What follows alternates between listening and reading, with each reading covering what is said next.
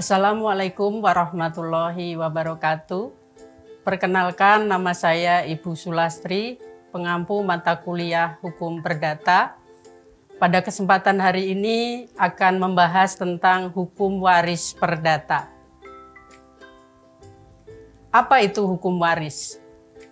Hukum waris adalah hukum yang mengatur apa yang harus terjadi dengan harta kekayaan seseorang yang meninggal dunia serta akibatnya bagi ahli waris.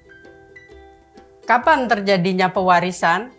Pewarisan itu terjadi hanya apabila ada kematian dari seseorang. Hal ini berdasarkan pada pasal 830 KUH Perdata. Keberlakuan hukum waris perdata.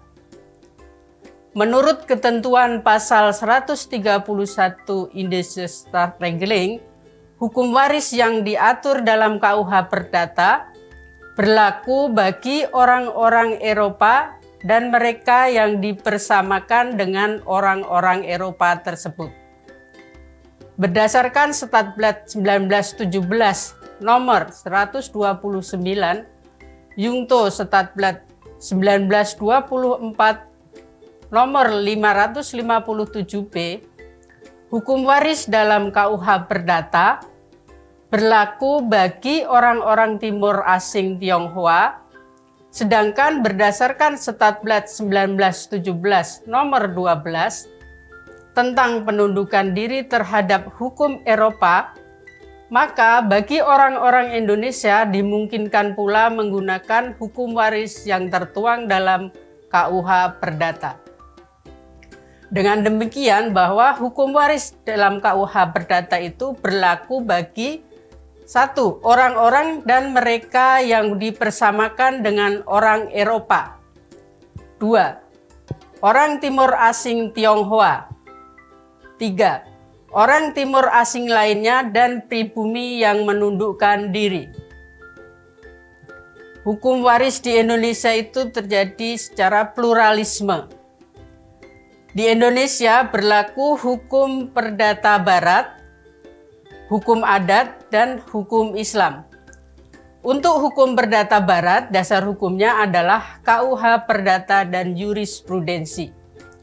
Sedangkan untuk hukum waris adat berlaku berdasarkan norma-norma hukum adat dan jurisprudensi.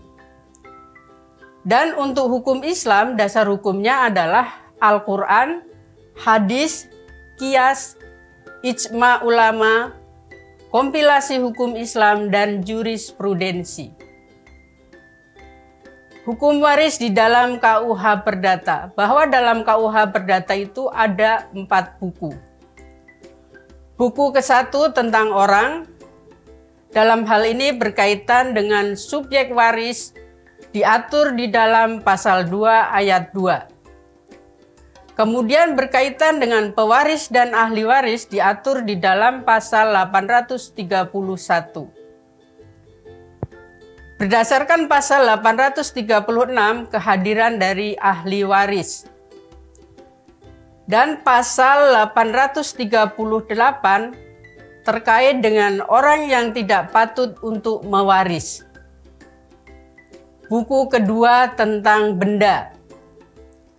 Benda di sini adalah merupakan objek dari hukum waris, yaitu hak kebendaan yang diatur di dalam pasal 499. Kemudian hak waris sebagai hak kebendaan. Hal ini diatur di dalam pasal 528 KUH Perdata. Dan pada pasal 584, waris itu adalah sebagai cara untuk memperoleh hak kebendaan. Buku ketiga tentang perikatan. Nah, perikatan di sini adalah merupakan sumber dari perjanjian yang diatur di dalam pasal 1233. Di mana dalam pasal tersebut dikatakan bahwa tiap-tiap perikatan baik karena persetujuan maupun karena undang-undang. Buku keempat tentang pembuktian dan daluarsa. Daluarsa adalah alat untuk memperoleh suatu atau untuk dibebaskan dari suatu perikatan dengan lewatnya waktu tertentu dan atas syarat-syarat yang ditentukan oleh undang-undang. Hal ini diatur di dalam pasal 1946 KUH Perdata. Menurut hukum perdata Barat, hukum waris mengenai hak tiap-tiap ahli waris atas bagian tertentu dan harta peninggalan yang merupakan suatu kesatuan abstrak dapat dinilai dengan sejumlah uang tertentu banyaknya. Harta peninggalan tersebut dibagi dalam pecahan atas dasar ilmu hitung menurut perhitungan pada saat meninggalnya si pewaris. Menurut hukum perdata adat, hukum waris adalah hukum yang memuat peraturan yang mengatur proses meneruskan serta mengoperkan barang-barang harta benda dan barang-barang yang tidak berwujud benda dari suatu angkatan manusia kepada keturunannya yang sangat dipengaruhi oleh prinsip-prinsip garis keturunan yang berlaku di masyarakat yang bersangkutan, baik secara matrilineal, patrilineal maupun bilateral. Sedangkan menurut hukum perdata Islam, hukum waris Islam itu dirumuskan sebagai ketentuan hukum yang mengatur pembagian harta kekayaan yang dimiliki oleh seseorang pada waktu ia meninggal, yang bersumber dari Al-Quran, hadis, qiyas, dan ijma para ulama. Dalam literatur hukum Islam dikenal dengan istilah faraid, yang artinya suatu yang ditetapkan bagiannya secara jelas. Hukum waris adalah masuk ke dalam hukum kebendaan.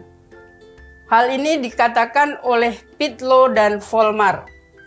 Pitlow beranggapan bahwa hukum waris adalah hukum kebendaan yang mungkin timbul berdasarkan atas dua pikiran, yaitu yang pertama, ahli waris itu memiliki hak yang tidak dipunyai oleh pewaris. Hak waris terhadap barang-barang pewaris mempunyai hak milik, bukan hak waris. Jadi, hak waris itu merupakan suatu hak yang berdiri sendiri. Kedua, harta warisan itu merupakan barang yang berdiri sendiri. Sedangkan menurut Volmar, kenapa hukum waris masuk dalam hukum kebendaan? Alasannya adalah karena yang pertama, hak waris karena suatu hak yang berdiri sendiri maka dapat dijual. Yang kedua, dapat diberikan juga sebagai suatu hak pakai hasil atas barang peninggalan. Yang ketiga, dapat memperoleh permintaan untuk memperoleh warisan. Yang keempat, tiap-tiap barang dan tiap-tiap hak yang dapat dikuasai oleh hak milik. Unsur-unsur pewarisan yang pertama adalah pewaris, yang kedua harta waris, yang ketiga adalah ahli waris.